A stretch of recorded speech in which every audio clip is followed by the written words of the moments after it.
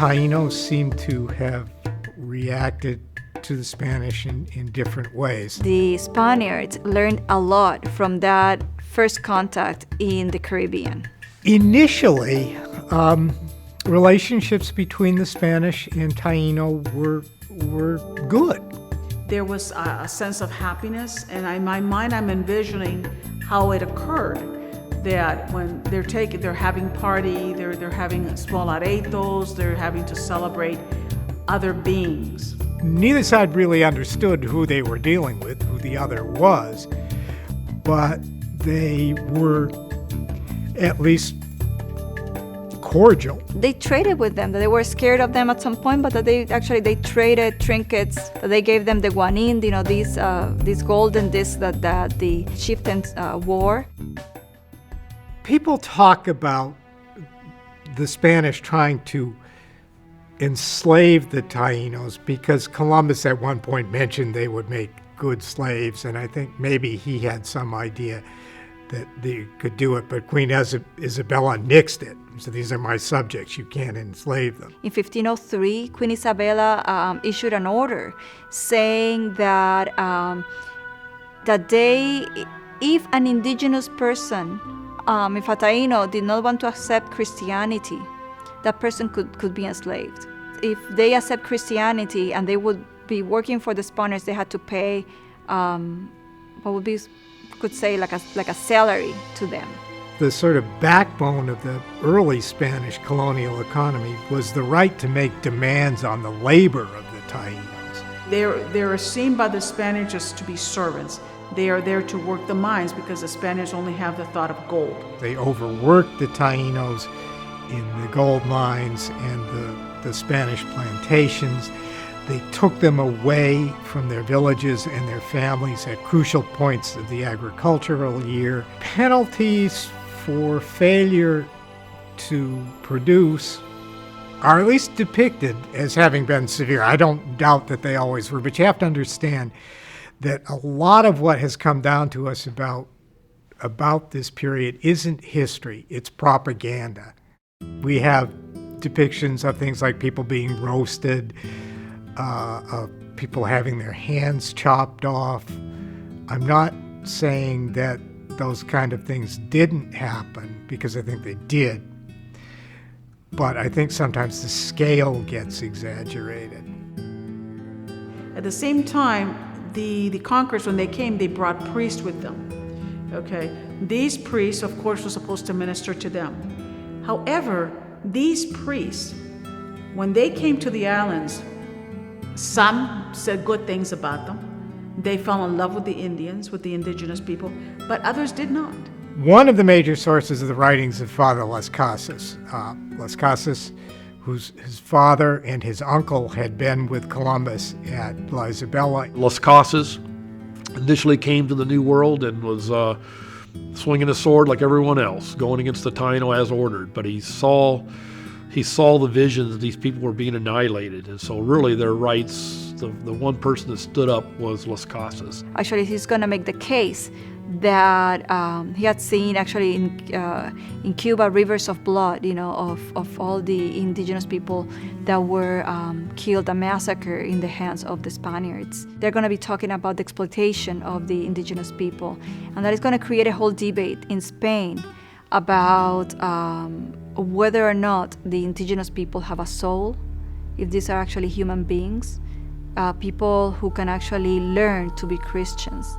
His writings, which are probably our single most valuable written source on Taino culture, are very sympathetic to the cause of the Taínos. Started the 16th century, 1510, thereabouts. The resistance, the Taino resistance took place because of the atrocities that were being committed. From then on, we're going to see that there's going to be a major clashes, actually, in which many Spaniards actually died at the hands of the Taínos. The trigger, at least as the story has come down to us, was when a Spaniard cut off a Taíno's ear on a trumped-up charge of theft. The Spanish were exploring in the interior, a group of them, and they went to cross a river, and so they took their clothes off to swim across. And The leader then accused Taínos of stealing their clothes. It was a trumped-up charge. Everybody knew it was a trumped-up charge. Everybody knew Taínos did not steal. Nonetheless, this particular Spaniard used this incident as an excuse to cut off a Taíno's ear, and it sort of went downhill from there. There just wasn't any comparison for doing battle. You would have to side on the side of the old world technology. The Spanish show up with hackbutt rifles, crossbows, large dogs trained as attack dogs, horses with soldiers with lances. Taíno weapons, they did have bows and arrows, but the weapon that the Spanish say they feared the most, and which the most effective Taíno weapon, was a long club known as a macana. It was said to have been capable of crushing a man's skull even if he were wearing a steel helmet. We had clubs, we had stones, yes, we had metal, we had knives, but they had weapons that we did not have. They had cannons. That was easy to subjugate us, to subject us to their will. We got nothing out of them except death and disease. You know, we didn't have syphilis in the Caribbean until Columbus came to the Caribbean. Okay, that was a European disease. I would say that the most important weapon against the indigenous people was actually disease.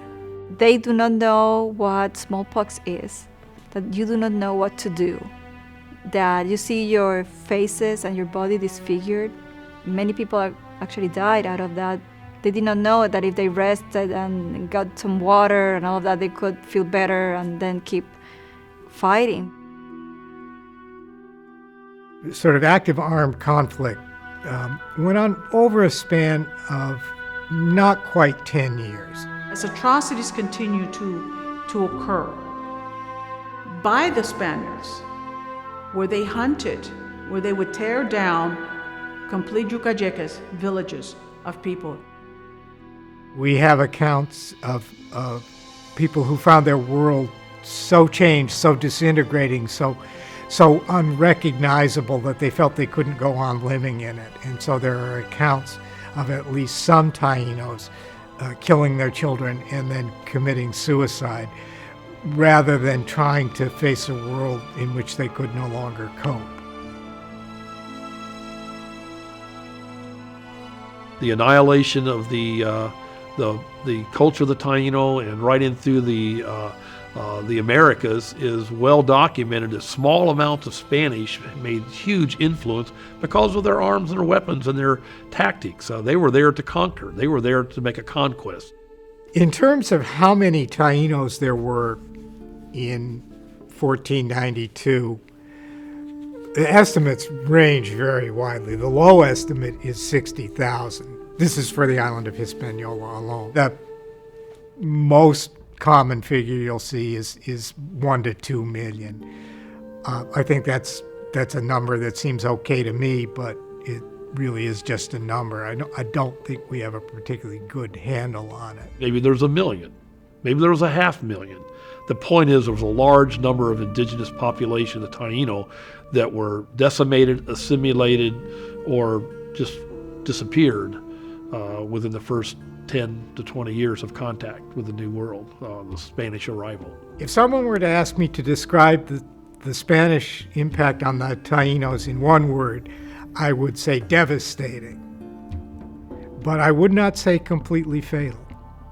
I don't think the Spanish totally exterminated the Taíno people. Those that didn't die from disease or from working the mines or being forced into slave labor were assimilated into the African blacks that were being brought in starting in 1511.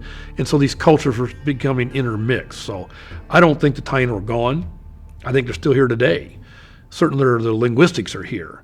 We talk about hurricane, Taíno, canoe, Taíno, manatee, Taíno, the word barbecue, Taíno. There are people who identify themselves as Taíno. The largest and most active groups are in Puerto Rico.